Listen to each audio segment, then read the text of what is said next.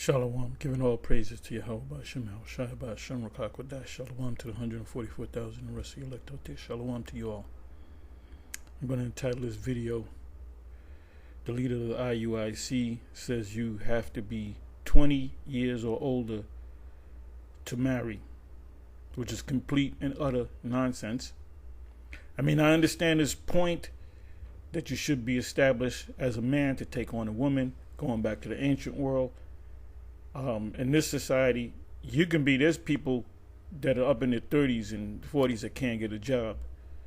So you mean to tell me they can't deal with no woman, period? Got to walk around with blue balls for the rest of their life?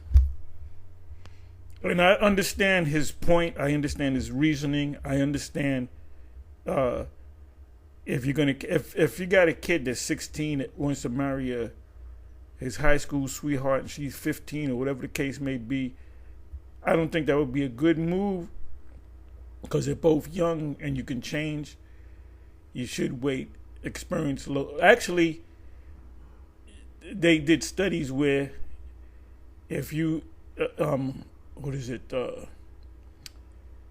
age that you kind of settle down as a man or a woman and you kind of know what you're going to do with your life, it's not at age 20, it's age 26.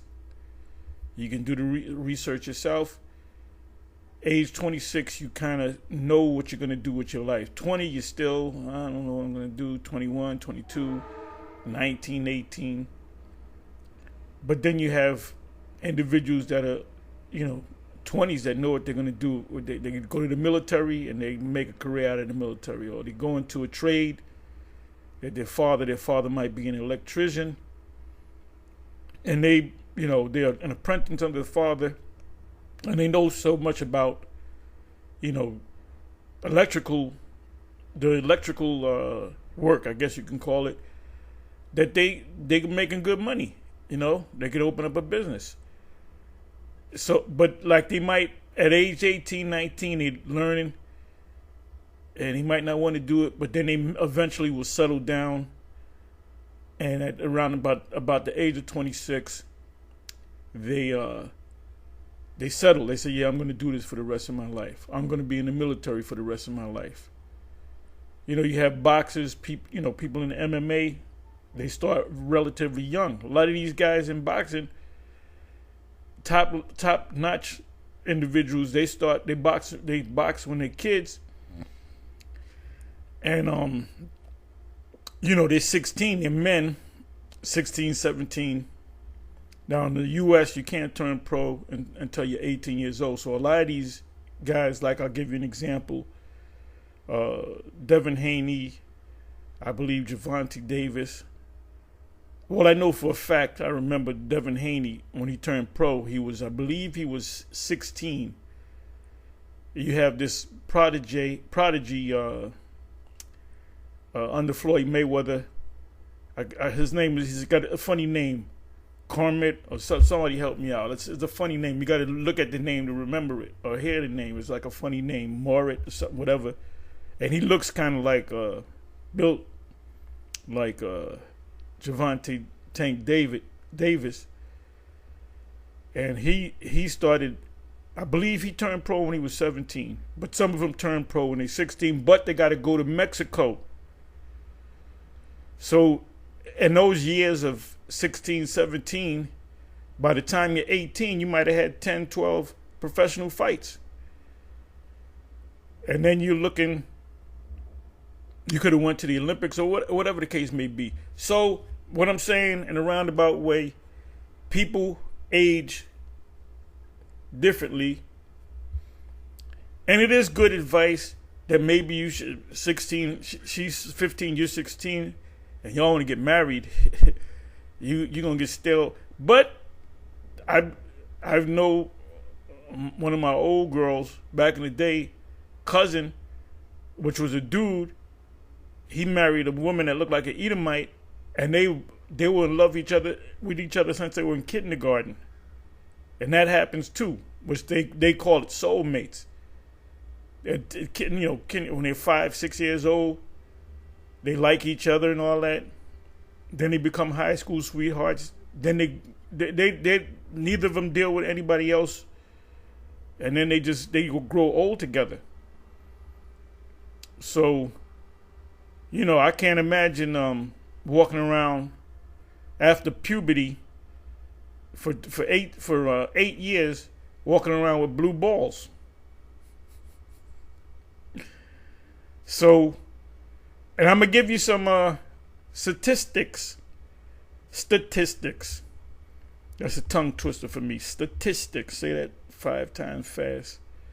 Anyway, let's listen. I didn't even get a chance to watch the whole video. I immediately said I got to do a video on this. So listen up.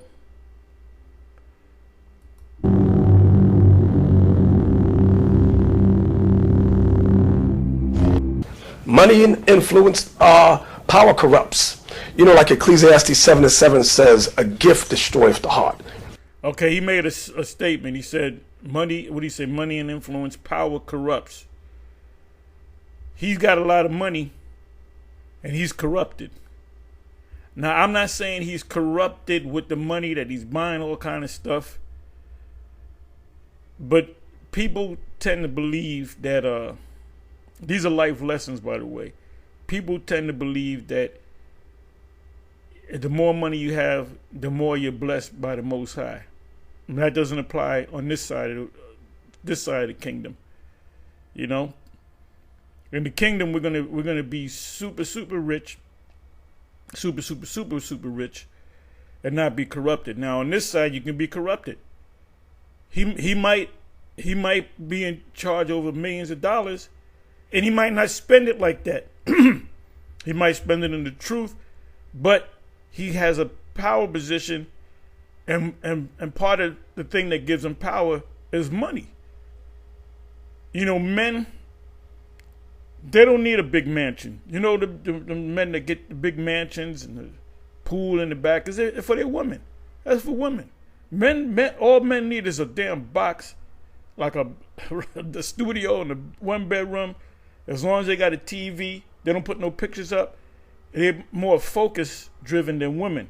Women got to have drapes up and pictures all on the wall.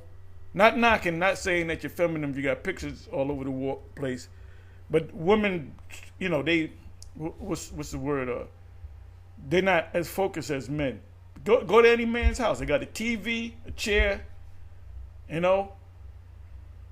they watch the fights, the Super Bowl or whatever. Women want to buy shit. Hey, the biggest spenders out there are women, because they buy it. It's like a drug to them. So anyway, let me get back to this. Anyway, money does corrupt. Money can change you. All right. Money has never changed me. Anytime I got into I got a little lawsuit, didn't change me at all. Didn't get that much money, but it was a big lump of money on my lap at one time. But I said, oh, okay, well, I really didn't even spend it. I didn't go crazy spending on nothing, because I got the TV, I got the computer, I got the food that I eat. What else? I might have purchased a couple of pairs, some clothes here and there, whatever the case may be. But men are different. Men are different and women in that way. Women are always looking for, the old saying is, the grass is always green on the other side. So now women, these black women especially, they're kids. They're adolescents. They're mental midgets. These women are kids. They might be a woman. You might run into a woman that's 32 years old. I guarantee you she got a mind of an 8-year-old, a 10-year-old. They're spoiled little kids. So no, that's another reason why they don't want to deal with the black woman, because she's a mental midget. Opinion on what you should do, you got to do that. You come into the IUIC, you 17, you want to get with a girl? No, you got to wait until you're 20, and you can't have a date. You can't do nothing. You got to walk around with blue balls until you're 20, and then you got to get a woman. We're not living in a perfect world. Somebody should go and tell Bishop Nate that. We're not living in a perfect world. And you're going to be surprised at this information that I got from Google. I put some keywords in or phrases in, and you're going to be surprised how the divorce rate works with people in their 30s, 40s, 50s, even 60s. Oh, and divorce is higher among Jake than Edomites. So what's up with that? So let me let this play. You're gonna hear a little echo. I'm not gonna mute this. So you're gonna hear a little echo. Money and influence, power corrupts. The net $150 million, man. And you know what? Like I said, if you're one of the elect, if you're a sincere person, you know, you might have a couple dollars in the bank one day, and all of a sudden the next day you come into $100 million or whatever the case may. A man of integrity, he gonna be the same. Job, perfect example. Job, he did not. His wife changed.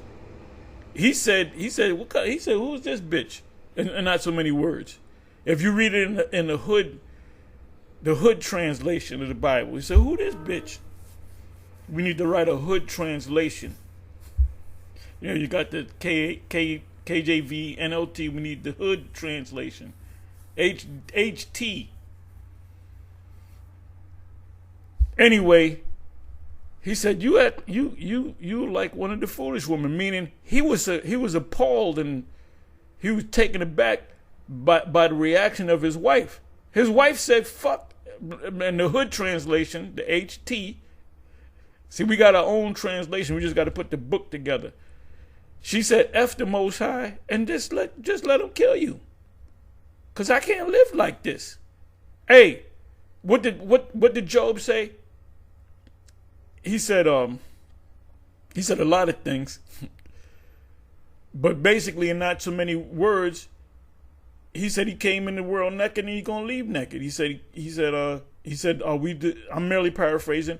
He said, are we to accept the good things from the Most High and not the bad things? So he was balanced. But they got the nerve to say he's an Edomite. He ain't no goddamn Edomite. You know, that man was he's an Edomite. Are you crazy? This and Vocab Malone says that. And Vocab, that's why nobody takes you seriously, man. So come on.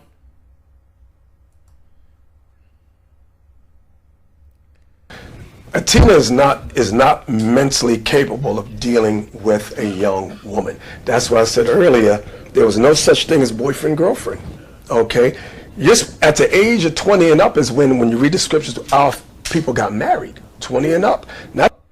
I'm waiting for that scripture. I'm waiting for the scripture where it says 20 and up you can get married. Because if that was the case, Mary, the mother of Yahushua, she committed sin. There's nowhere in the scriptures that say you get married when you're 20 and up. So he's guilty of adding to the scriptures again. At these young ages where you're emotionally immature, and that's true because you are under 20 you're emotionally immature, but at 20 you're still emotionally immature. They said, the certain study said that when you're 26, that's when you begin to settle down. Between the ages of 26 and 30, that's when you kind of know what you're going to do with your life. And then you have people that are in their 40s and 50s that are emotionally immature, especially among Jake. And I'm going to show you that. You're going to be surprised at this information that I got from Google, basically from Google. You know how to handle an argument and say, you want to fight, you want to hit her. That's not how you deal with it. But you got to be taught that, and that starts from young. And then when they get to that marriageable age to get married, they're emotionally and mentally able to deal with a spouse. Is this why divorces are so high in their 20s, 30s, 40s, 50s, and 60s and up? But I understand what he's saying in this society. But in the kingdom of heaven, you're going to have Israelite men getting with women. The Israelite man maybe 12, 13 years old, 14 years old, getting with women that are about the same age. So they're going to start having babies. The man might be 15, 16, the woman might be 13. They're going to start. And that's, look, when you go to your families from down, you from the South, man. Jake's from the South. On my side of my family, the women, my sisters, man, they were having babies when they were like 14. So they were messing around when they were like 13. You know? And stayed with their men for a number of years. My two sisters pretty much was like Rachel and Leah, because the younger one of my sisters, she was the one to first have a child. So the older sister, her older, I'm older than both of them, but the older of the two, she got jealous and she went out and got a child. And then my other sister had another child, and they had a goddamn race to see how many children. They didn't come out and say that they're racing, but they did. It was a competition thing. And they both got a lot of children. You know? So it's the same thing with Rachel and Leah. And it doesn't say the age, doesn't give the age of Rachel or Leah.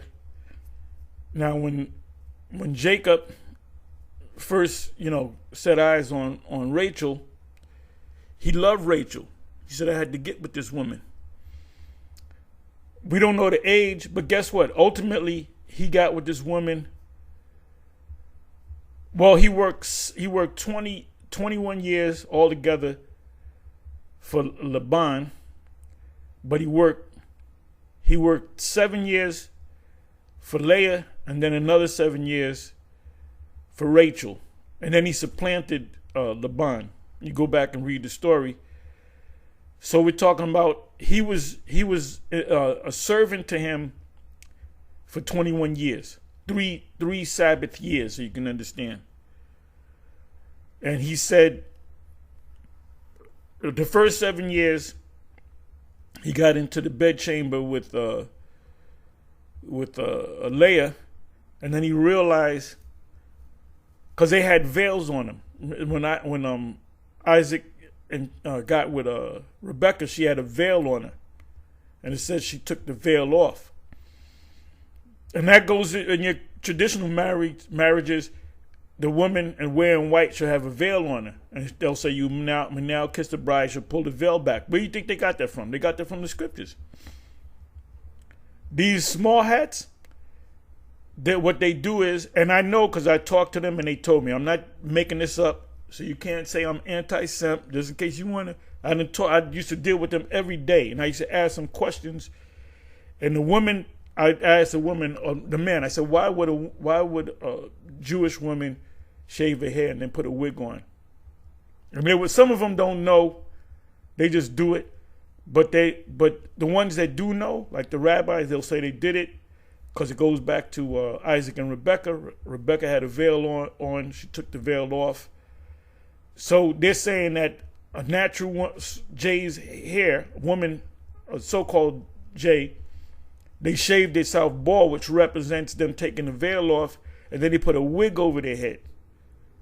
Now the ones that are not married, they got their actual hair. So that's where they got that from. All right? So anyway, Jacob didn't realize it was Leah until she took the veil off. Now, I'm going to give you a story. There was these two, when I was out in Colorado, there was these two sisters. The mother was Japanese and the father was Jake from World War II. And both of them looked Hawaiian, but they were beautiful women. The one sister was beautiful, but she wasn't as beautiful. They were both beautiful, but the other sister that I met after the fact was way prettier than even though the first woman that I met, she was very pretty, but her sister was a whole different, a whole different level. There's levels to beauty, And I remember that, and I can see why Jacob wanted Rachel, because she was beautiful to look upon more than Leah. But Leah, don't get me wrong, Leah was beautiful too. So anyway, I'm a little all over the place, but there's lessons within lessons. But anyway, when he went into the bedchamber, he looked at her face and said, "This is Leah," and he had a problem with Laban, and he said, "Look," he said, "you deceived me." You can go ahead and read the story if you want. And then he threw a law, which is a custom. Customs are also laws, you know. You know, you got a thing that's called an unwritten law, which is sort of a tradition, which is a custom. He said, look, he said, the custom is, or AKA the law, I got to give away my older daughter before I give away my younger daughter. So he said, okay, you got me, you supplanted me. Ultimately, he supplanted him big time with the flock. That's a whole nother story. He supplanted him good. And so he said, well, he made another deal to lay with Rachel. So he said, okay, you got to give me another 7 years. And he made a statement. He said that 7 years seemed like a week went by. Meaning that 7 years went by quick because he was so, and then she was getting older. Finally, when he got with her, she was 14 years older. So she was still fine. And then ultimately he pulled a fast one on Laban. And then, on top of that, the bonus was he got both of their concubines. So he had 4 women. Nothing wrong with having more than one woman, biblically. There's nowhere in the Bible where biblically it says you going off if you got. Now, Paul mentioned a one woman, but if a man had another woman, Paul couldn't say nothing because there was no law against it. Paul was giving a suggestion that because of the situation in 1 Corinthians chapter 5, the first 2 verses, he was getting on them about having adultery. Guy was committing adultery with his father's wife. Then in the 7th verse, he said, look, to avoid adultery, have your own wife. It didn't mean, you can only have one wife. It didn't say that. And in the case of being a bishop and a deacon is you're over a particular church that's appointed to you. And a bishop is lower than a prophet. A bishop and a deacon, they're not even prophets. They're just, they deal with the church, the people in the church. So Paul was saying that because he's saying, well, look, how can you run the church when you got 20 wives or whatever? Your focus is mainly on the church.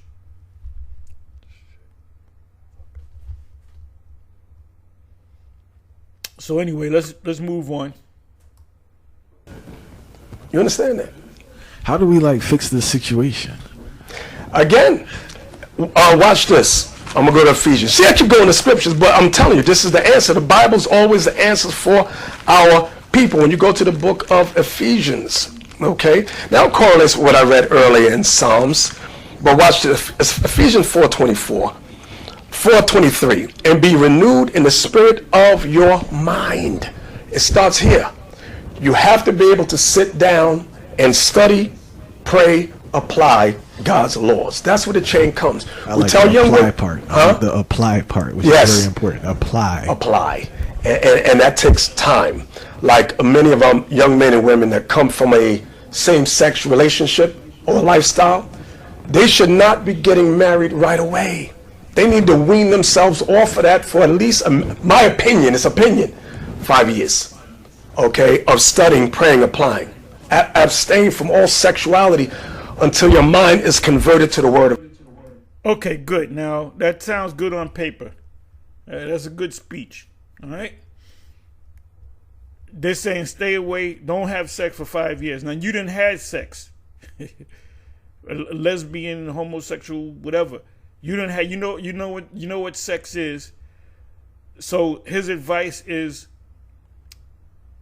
don't do nothing for 5 years. Just sit. You know what sex is. You know, can you imagine you a certain age, you in your 20s, you done had sex when you were 18 or whatever the case may be, and then when you're 25, here this man coming along saying, oh, you can't have sex for 5 years. Oh, it's only my opinion.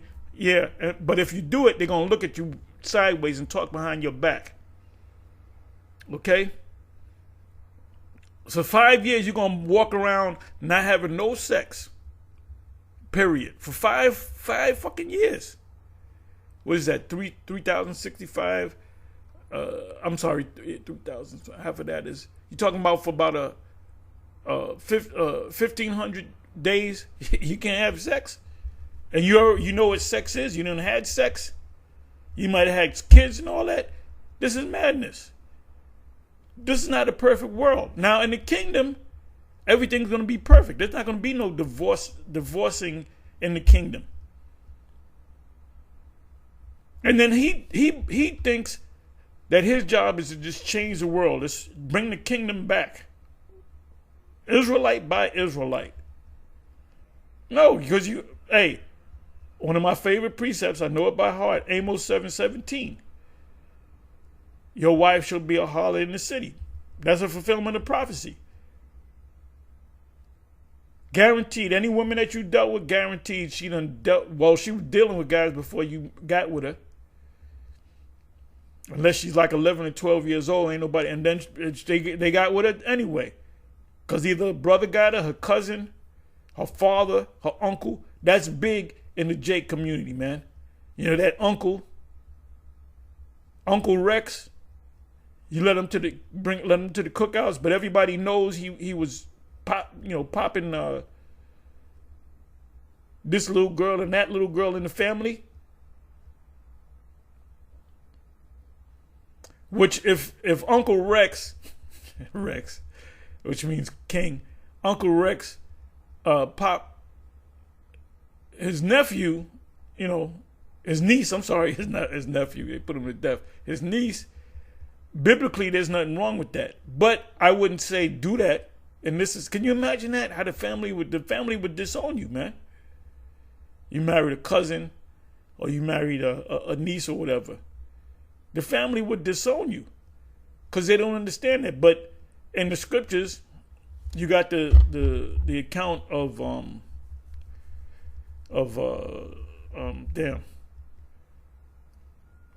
Caleb and his brother. I think his name was Othniel.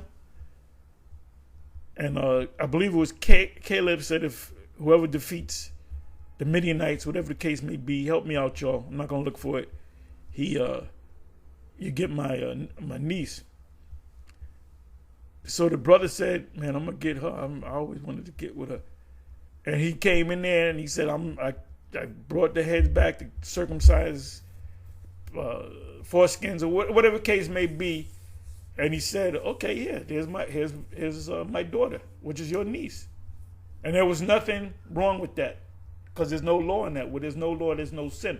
I'm not telling you, see, I'm getting with my niece because the heart told me to. No, don't be stupid, man. Use your head for something other than the hat rack. Let's listen to a little bit more of this madness. Remember, he said you got to be 20 years old to get married. And he didn't say that was my opinion. He just said that's what you got. So that's what they practice in that school. Of God. Now you're somewhat mentally able, spiritually able to deal. Did you hear what he just said? He didn't say now you're mentally able. He said now you're somewhat. That means you're still not mentally stable.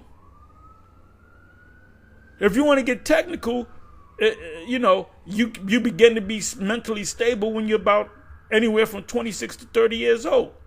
And in this society, that doesn't work, especially with the so-called black woman. She can be in her 50s with a mentality of a 10-year-old spoiled kid. You take a Jake woman out to a nice restaurant And she gonna let you taking me to this dump. You know? Hey, I remember this one chick I was dealing with, and she gave me a laundry list of things I gotta get her. I looked at her, I said, bitch, are you crazy? And I remember she asked for something. And I said, you ain't got money to pay. It was something pocket money. Could you get me so and so? And I looked at her in my car and I said, you stay broke. Then this chick looked at me, this nigga woman. She said, I'm not even going to address what you just said. I'm not even going to address it. It was something that was $5. She didn't even have $5. I said, God damn. But the way she reacted, she had to come back with a comeback. She said, I'm not even going to address what you just said. So you know these sisters are bugged the fuck out of their mind. They're adolescent.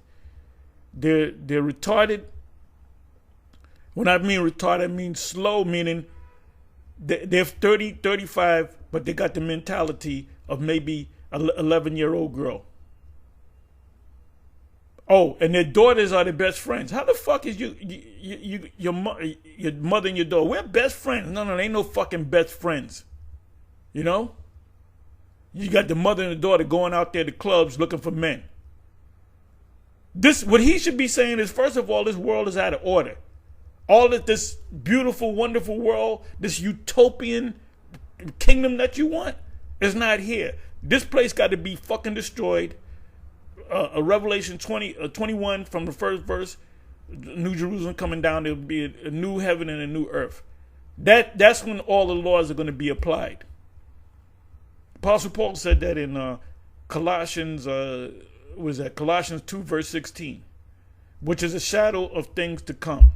Let no man judge you on meats and drinks in respect of a high holy day, which is a shadow of things to come, meaning the kingdom we're gonna keep the laws perfectly.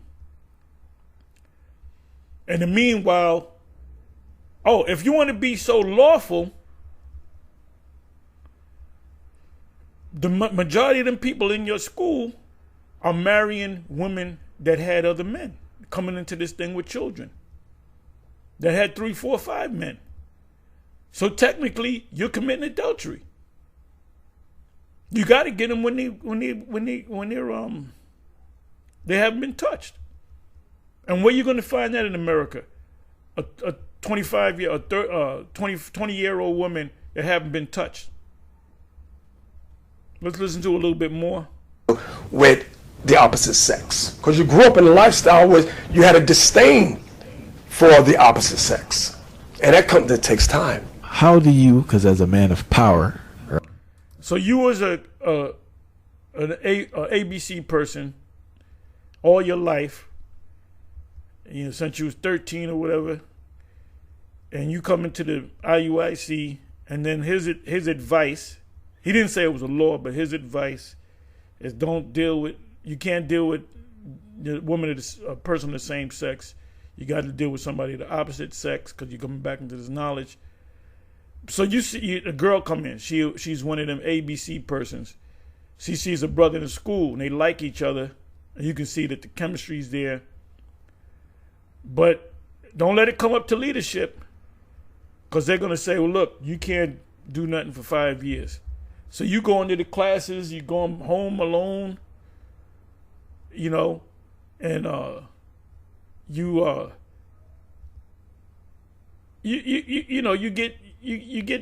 get the feelings, because you already know what it is to have sex, and you can't get with that guy. Guess what? You're gonna wait 5 years for that guy. He's gonna move on, and you're gonna do it any goddamn way. You got to let these people know. Hey, that's why the Apostle Paul said in Romans chapter 7, it said, "It's not me that doeth it, but sin that dwelleth in me." So we still have it. We still have the body. We have not been changed, man. This guy's trying to bring the kingdom of heaven to the earth now. It ain't gonna happen. Now it's good advice. I'm not gonna totally knock him. It's good advice, But that shit, that's in the fairy tale world. That's in a Disney movie. Let me check this notifications here.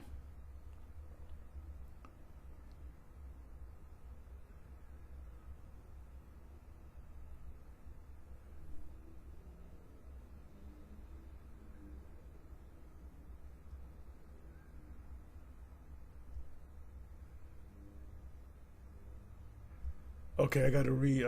Give me a second here. Okay.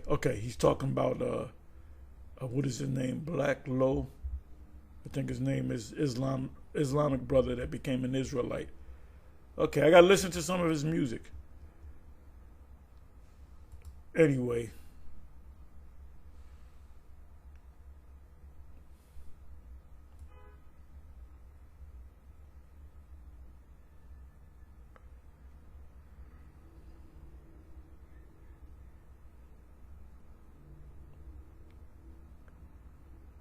A popular report. And a missile factory explodes. Food storage update. Food shortage update.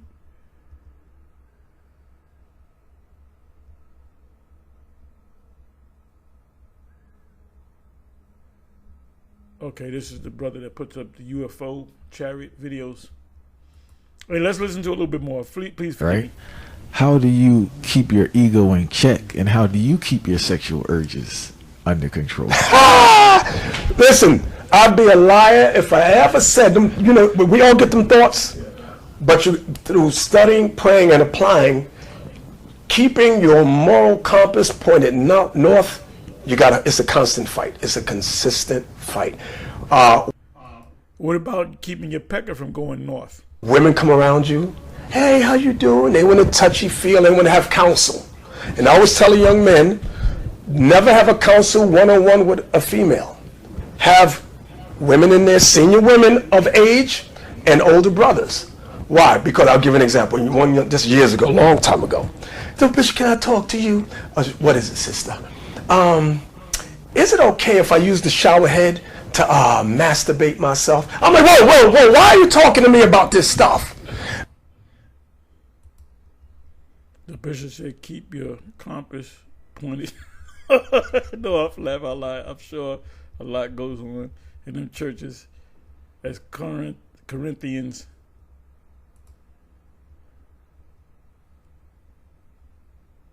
They're going to keep more than the compass pointed north.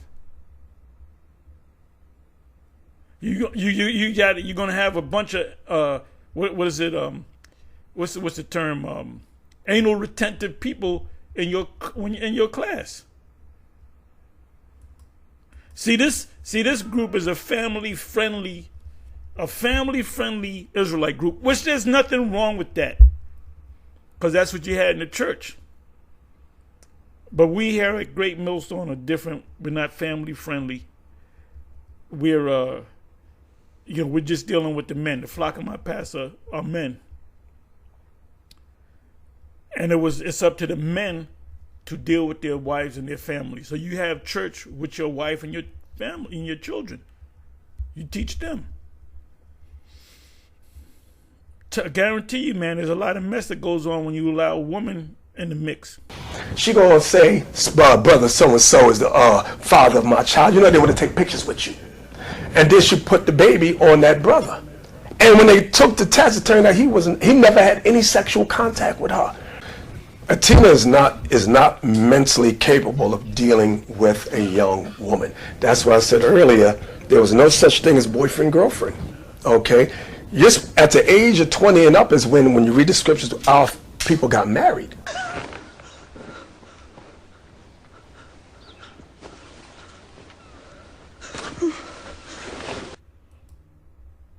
Okay, I'm not going to let you watch this. They might give me a strike. Fair use, just in case. Let me see. Let me see if there's anything else. Okay, so the brother gives, the elder gives his commentary. Okay, let me go right here. The woman would leave if I told the truth.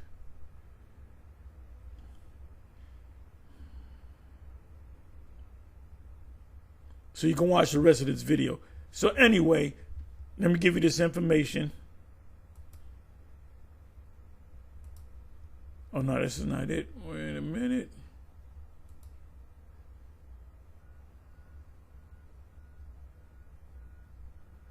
Okay, that's not it either. Okay, here we go.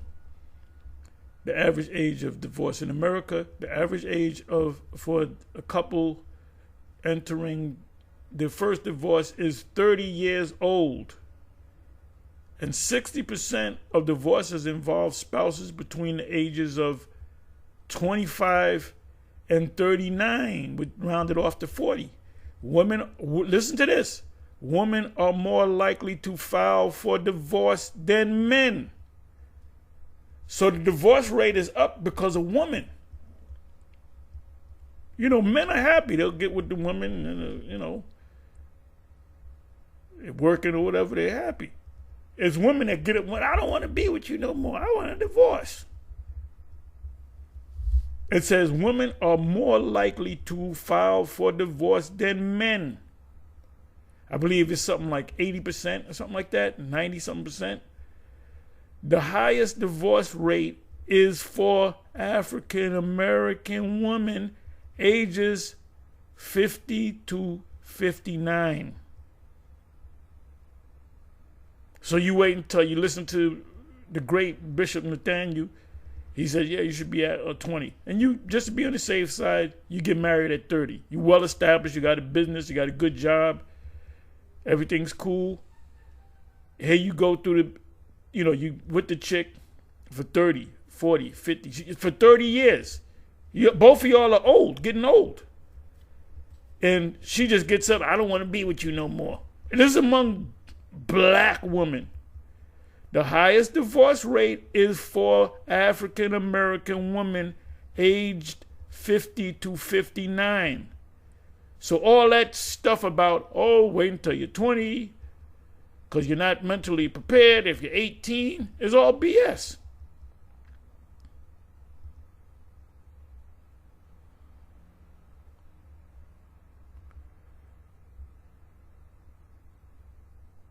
Okay, let me see this. How common is divorce after 65? It's called great divorce, has surged in recent decades. Federal data shows even as the divorce rate for younger Americans have declined, meaning these young ones are not divorcing. 1 in 10 people getting divorced today is 65 or older. That is remarkable, said Susan Brown, distinguished professor of sociology at Bowling Green State University in Ohio. So the facts, you know, prove you wrong. Okay, this is what age did people get married during biblical times? So he said, well, biblical times they got married when they were 20 or older. Nowhere in the scriptures. Scripture said, prove all things and hold fast to that which is good. It says, so I'll be waiting. It says, and if he gives you advice that, yeah, you should wait, you know, until you're at least 20, that's a good advice. But then again, it's not. With this world, with the internet, with the TikTok videos and the Instagrams and all that, ain't nobody, look, motherfuckers are sneaking around. They're stepping out. Like that song, I believe the guy is Jackson Brown, I think his name is. He did a song called We're Stepping Out. They be stepping out. It says, while the ideal age at marriage for both men and women was the what? The TEENS. While the ideal age at marriage for both men and women was the teens, men tended to marry later. In Palestine, or the land of Israel, men married at around 30 to women who were 10 or 15 years younger. Okay, so let's go with the 30-year-old man you wouldn't be surprised if he got a woman that was 15 years old, 14, 15 years old. While in Babylonia, the expectation was that men would marry at around 20 to women in their teens. And it doesn't tell you Joseph's age or Mary's age, but Joseph had to be in his 30s, I would say. And Mary had to be maybe 13, 14 years old. And remember, she was untouched and she was ready. And Mary was a beautiful woman. She was a spectacularly beautiful woman. How did I know? Because what did Joseph did? He couldn't wait. Like the song said, love won't let me wait. Now, did he go off? Yeah, he went off. He went off. Actually, he raped her. Statutorily, he raped her, whether she wanted it or not. He raped her. Now, he went off. He went against Mary's father's, Heli's, decision. Because they were going to have a ceremony. Let me look this one up. The Roman tradition served as the basis for Christian Europe as well as Christian church itself, which generally essentially based upon biblical development, set it at it says, what was the age of consent in biblical times? It said, set it at 12 or 14, but continued to set the absolute, this is crazy, the absolute minimum age at 7, which is off, because a 7-year-old boy or girl is not even developed. But 12, 13, 14, that's when they start to develop.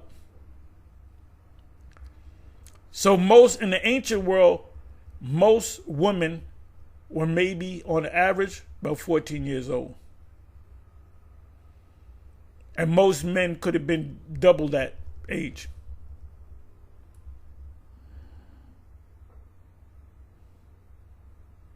It says in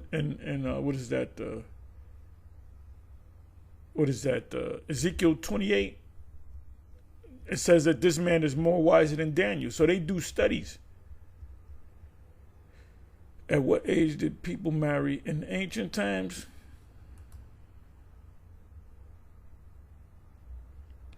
Men would usually marry in their mid-20s, while women married while they were still in their early teens. There it goes again.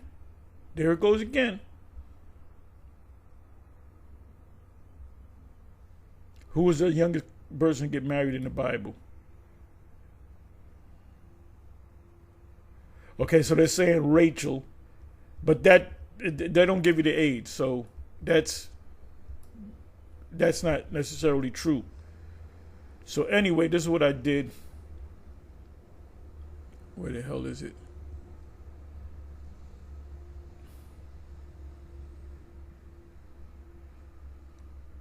Where the hell is it? Okay, I believe it's right here. Okay, these are some precepts, 7 verses about divorce in the Bible, and this is in NLV, Matthew 5:32. But I tell you that anyone who divorces his wife, except for sexual immorality, this is Yahushua speaking, makes her the victim of adultery, and anyone who marries a divorced woman commits adultery. Now, in the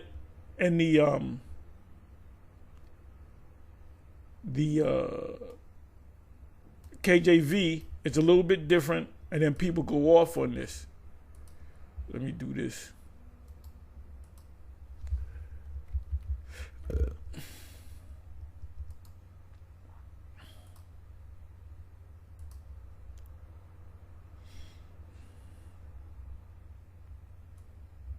See, we're not living in a perfect world.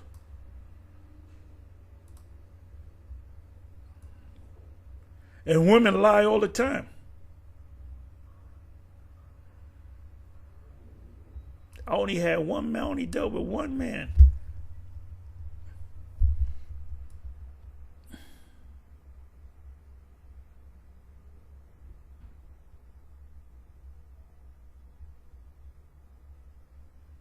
Oh, this is a good one. Matthew 5:20.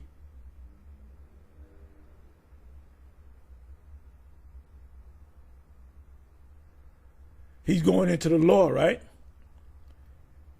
It says, Matthew 5:19, whosoever therefore shall break one of these least commandments and shall teach men, so he shall be called the least in the kingdom of heaven, but whosoever shall do and teach him, the same shall be called great in the kingdom of heaven.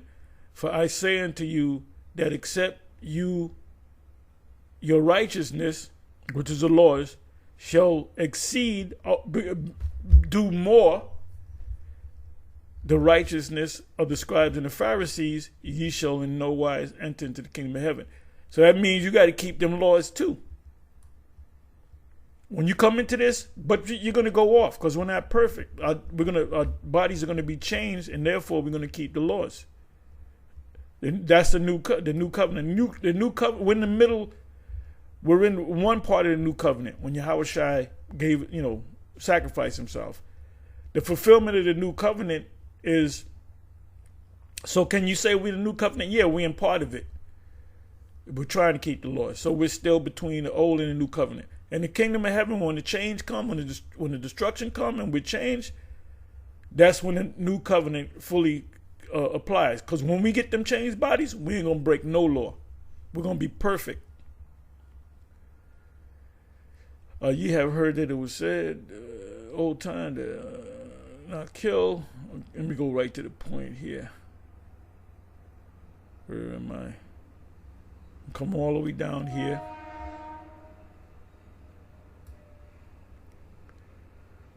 It has been said, whosoever shall put away his wife, let him give her a writing of divorcement. But I say unto you, that whosoever shall put away his wife, saving for the cause of fornication. Now that word fornication, this knucklehead Geno Jennings had a little debate saying that adultery and fornication are two different things. This word right here, fornication, is adultery. Because it causes her to commit adultery. Because she was married to one man. The man divorced the woman because he's tired of the woman. She's going to eventually move on and get with another man. And that's going to cause the man that gets with her to be an adulterer, as long as the primary man is still living. That's in Romans 7:1. And whosoever shall marry her that is divorced, committed adultery. That means she's the divorced one. She got divorced. She moves on with another man. That man becomes an adulterer. And adultery does not apply. If anybody's I don't know if Bishop Nate is teaching that if you have a wife and you step out on your wife with another woman and that other woman's not dealing with nobody, that's not adultery. That really becomes your second wife. But you're supposed to stay with that second woman. See, Bishop Nate teaches that one man and one woman nonsense, which is clearly not biblical. It's clearly against. At one side of his mouth, he'll say, keep the law. At the other side of his mouth, he says, he's telling you to break the law. That if you deal with more than one woman, that she's a whore. The next woman is a whore. Is a hoe, a garden tool.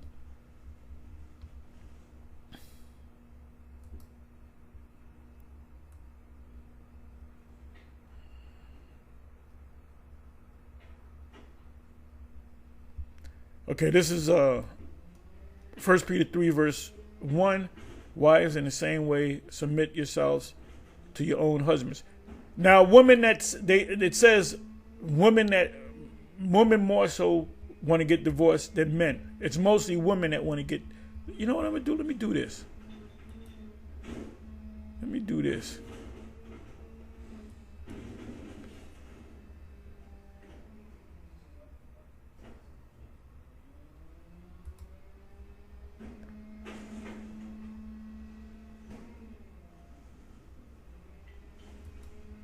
Percentage of women that want to get divorced in America.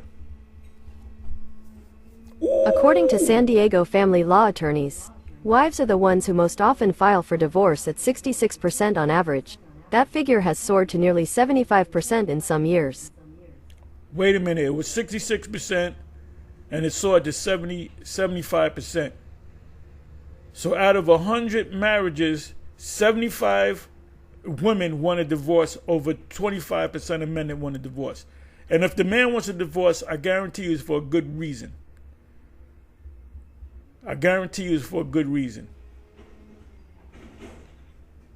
Women, 75% of women that want to get divorced, they might have had some man looking at her at the job. She might be popping getting with the boss of the job. She's looking for grass to be green on the other side. And like I said, when you read this information, when you read the information, it says the divorce rate is highest among African American women, ages 50 to 59. That's why we say stay away from this wildebeest. Stay away from that garden tool. She's out of order. Read Amos 7:17 again. Anyway, with that, I'm going to say shalom. On to the next one. Shalom.